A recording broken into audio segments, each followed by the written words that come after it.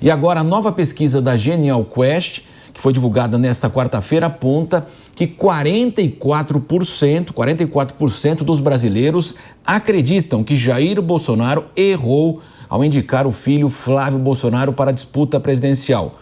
Outro dado importante trazido aí pelo estudo é de que apenas 22% dos entrevistados, 22%, dizem votar no candidato escolhido pelo ex-presidente, enquanto 49% não votaria em nenhum nome indicado por ele e outros 24% levariam em conta então o apoio, mas que não seria um apoio decisivo aí, portanto, nesse caso. Por fim, o levantamento mostra que 56% dos brasileiros acham que Lula vence qualquer integrante da família Bolsonaro nas eleições, enquanto os mesmos 56% responderam também que o petista não merece um novo mandato. Então são vários aí aspectos nessa pesquisa. Quero conversar com você, Mota.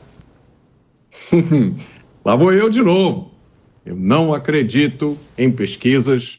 Eu acho que o objetivo dessas pesquisas, de todas as pesquisas, é muito mais influenciar do que saber qual é a opinião. E não estou dizendo isso porque eu acho que os pesquisadores têm más intenções ou porque isso é uma teoria da conspiração.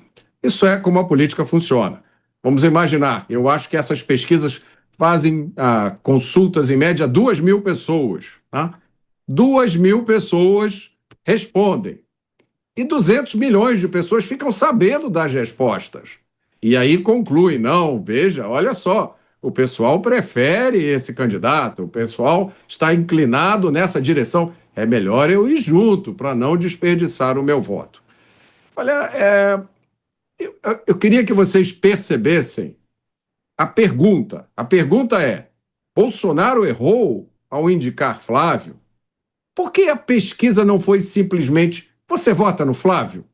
Porque mediria mais ou menos a mesma coisa, né? Não, porque quando você faz a pergunta, os responsáveis pela pesquisa sabem que a pergunta vai ecoar em todos os canais de mídia.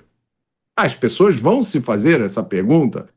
Agora eu pergunto a vocês, por que essa pergunta não foi feita de uma forma diferente? Por que, ao invés de perguntar, Bolsonaro errou ao indicar Flávio, por que não se perguntou, Bolsonaro acertou ao indicar Flávio? É comprovado que a forma com a qual você faz a pergunta induz a resposta. Na pergunta você já está dizendo que provavelmente houve um erro, você só está pedindo para a pessoa confirmar. Essas pequenas diferenças que parecem que não significam nada, fazem uma diferença muito grande. Nós vamos com o intervalo agora por parte da rede, na nossa rede, portanto, de rádio, mas vamos continuar aí, evidentemente, aí trazendo todos os desdobramentos dessa pesquisa. Quero ouvir você agora, Henrique Kriegner. Eu concordo nesse sentido com o Mota. É uma construção, Matos, bastante perigosa, porque ela leva a certas conclusões, apesar da pesquisa ser importante, eu acredito muito nos números, nos dados, não valido que seja uma questão conclusiva, né, que já dê para definir o que vai acontecer, mas o problema da pesquisa é a conclusão que ela motiva. O fato, a pergunta foi feita, os que responderam à pesquisa responderam, então se tem um retrato ali daquele recorte, o problema são as conclusões que são tiradas. Essas não necessariamente são pautadas na ciência mesmo, nos dados, né? Aquela coisa que quando você vai aprender mais sobre estatística, sempre tem aquela comparação de que as pessoas que falam assim, olha, 100% das pessoas que morreram no ano passado tomavam água. Ou seja, uma conclusão que é baseado em parte de um número, que é verdade, 100% tomava água, mas ali você chega a uma conclusão completamente equivocada. É mais ou menos isso que está acontecendo agora. Essas pesquisas, elas não querem dizer que 44% não vão votar ou rejeitam, talvez disseram ali a sua preferência. É interessante que ontem mesmo também foi publicada uma pesquisa dizendo sobre a intenção de votos, né? E aí considerando todos aqueles que já se postularam como pré-candidatos e também alguns outros nomes que ainda não definiram muito bem, como Ratinho Júnior e também outros governadores atuais. Nessa pesquisa, o Flávio Bolsonaro aparece logo atrás do Lula e muito à frente do Tarcísio. Nessa pesquisa, se não me engano, o Flávio tinha pontuado 23% das intenções de voto, o Lula tinha pontuado 33%, uma diferença grande, mas Tarcísio tinha pontuado 9% somente nessa mesma pesquisa. Então, nós temos cenários aí diferentes, vai depender muito do recorte, claro, que é feito. Agora, precisa se ter, eu acho que especialmente a direita, precisa fazer paz com um fato. Goste ou não goste, o compromisso dessas lideranças, incluindo o governador Tarcísio, era de seguir a recomendação do presidente Bolsonaro e nada indica que esse compromisso será desfeito, até porque o custo desse desfazer esse compromisso é muito alto. Portanto, talvez muitos vão preferir Tarcísio. Não significa que vão deixar de votar em Flávio porque não tiveram Tarcísio. O compromisso vai falar mais alto do que a preferência, Matos. Agora, Diego Tavares, exatamente. Então a gente percebe a polarização até na pesquisa, ou seja, não há espaço para uma terceira via mesmo? Não, acho que dificilmente haverá esse espaço, Marcelo Matos, até porque eu acho que o único candidato que nós temos com esse perfil de terceira via seria o Renan Santos, do recém-fundado partido Missão, e ele está pontuando ali no melhor cenário com 4% nas pesquisas. Então, precisa fazer um trabalho muito grande para se tornar conhecido no país, para que seja uma terceira via viável. A tendência é que nós tenhamos uma nova eleição pautada pela polarização, que foi idêntica à última eleição presidencial no ano de 2022 e anterior no ano de 2018. Mas essa pesquisa que nós estamos repercutindo aqui, Marcelo, ela foi muito positiva para o Flávio Bolsonaro, na minha opinião. Eu tomei ciência dos dados aqui há alguns minutos, enquanto os meus colegas comentavam, e ela traz uma informação muito interessante sobre a rejeição de Flávio Bolsonaro.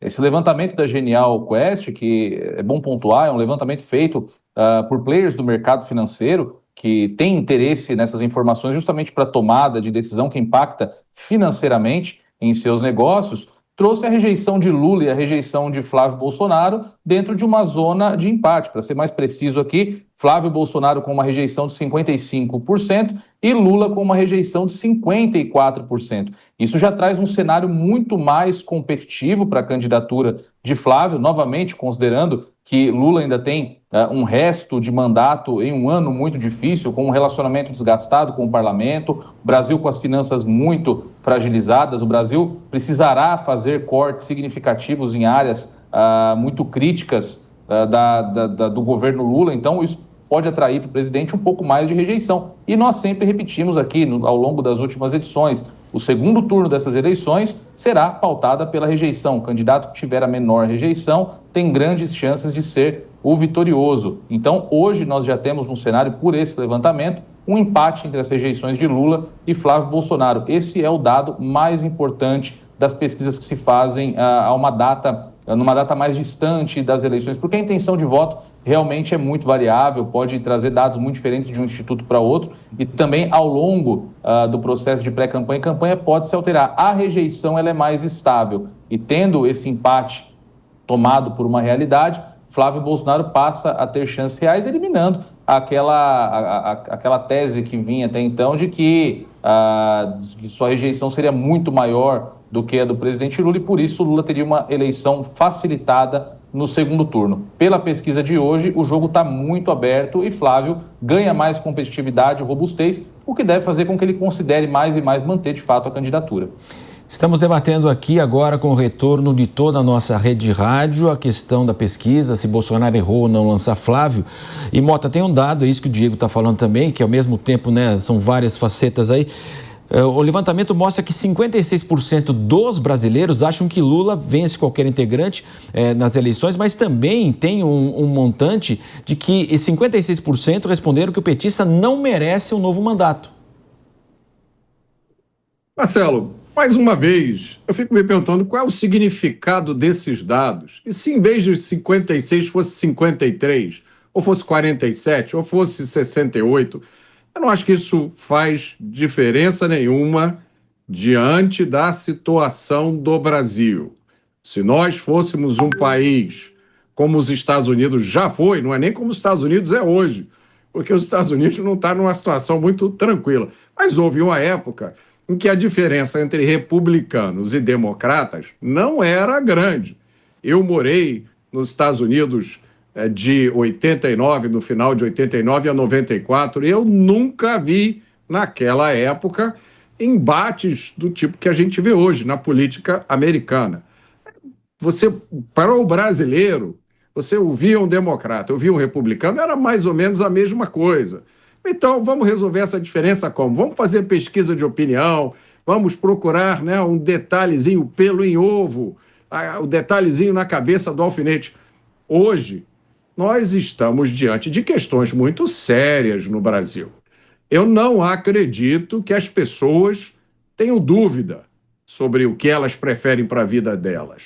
Eu não acredito, não só nessa terceira via, como eu não acredito em eleitor de centro.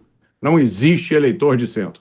E, para mim, o que eu consigo ver é um pequeno conjunto da população que sofreu uma lavagem cerebral e que apoia esse projeto socialista dê no que der.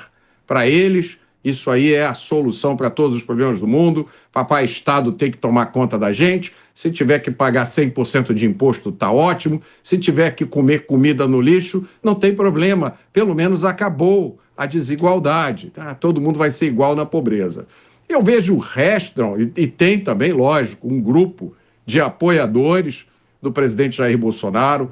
Eu acho inapropriado essa caracterização caricatural, como se os apoiadores de Jair Bolsonaro fossem fanáticos que estão fazendo idolatria à personalidade de Jair Bolsonaro. Não é nada disso. O que acontece é que elas reconhecem em Jair Bolsonaro um político que tem identificação com os valores de grande parte da população, um tipo de político diferente, que elas não tinham visto ainda neste país. Um político sem apego a esses rituais do poder, um político que, quando viajava, ficava em instalações militares, ao invés de ficar nos hotéis de máximo luxo, isso e outras coisas mais. Um político que colocou o controle, o comando da economia na mão dos melhores economistas do mundo. As pessoas se identificam com isso. Elas não conseguem enxergar nenhum outro político com esse perfil. Agora, por isso, você vai caracterizar essas pessoas, dizer, são bolsonaristas, os fanáticos bolsonaristas, porque o sistema político não oferece nenhuma outra alternativa. Então você tem a turma que vota no socialismo de qualquer jeito, você tem aqueles apoiadores que estão convictos, tá, que o caminho para o Brasil hoje é Jair Bolsonaro e não há nenhum outro, e no meio você tem um grande grupo de pessoas que vai votar no candidato da direita, sim, seja ele qual for. Agora, se você for perguntar se elas preferem Jair Bolsonaro, ou Tarcísio, ou Zema, ou Jorginho, ou Ronaldo Caiado, elas talvez nem saibam dizer, Marcelo, porque elas estão muito ocupadas tentando sobreviver. Elas saem de casa às 4 horas da manhã, elas voltam para casa às 7 horas da noite morrendo de cansadas. Elas não sabem o que fazer para pagar as contas no final do mês. Querer que essas pessoas façam uma análise sofisticada da política é covardia.